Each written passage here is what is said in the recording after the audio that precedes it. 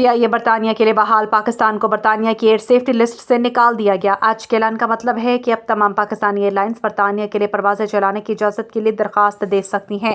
Aviation safety کے شعبے میں بہتری کے بعد برطانیہ کی ایئر سیفٹی کمیٹی نے پاکستانی ایئر لائنز پر عائد پابندیاں ختم کر دی ہیں، تاہم ہر ایئر لائن کو برطانیہ میں آپریشن کے لیے برطانوی سول ایویشن اتھارٹی سے اجازت حاصل کرنا ہوگی۔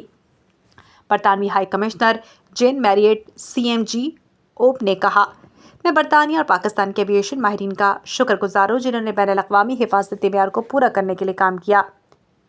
اگرچہ پروازوں کی بحالی میں کچھ وقت لگے گا، لیکن جیسے انتظامات مکمل ہوں گے مجھے اپنے اہل خانہ دوستوں سے ملنے کے لیے کسی پاکستانی ایئر لائن میں سفر کرنے کا انتظار رہے گا۔ برطانیہ کی ایئر سیفٹی لسٹ سے کسی ملک یا ایئر لائن کو نکالنے کا فیصلہ ایک آزاد اور تکنیکی معیار پر مبنی عمل کے ذریعے کیا جاتا ہے۔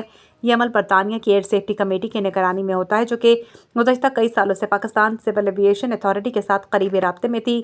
کمیٹی نے فیصلہ کیا ہے کہ 2021 کے فیصلے کے بعد پاکستان نے درکار حفاظتی بہتریاں مکمل کر لی ہیں۔ اس بنیاد پر پاکستان اور اس کی ایئر لائنز کی فہرست سے نکالنے کا فیصلہ کیا۔ برطانیہ میں 16 لاکھ سے زائد پاکستانی نژاد افراد رہائش پذیر ہیں۔ ہزاروں برطانوی شہری پاکستان میں ہیں۔ آج کا اعلان ان کے درمیان سفری روابط کو آسان بنائے گا۔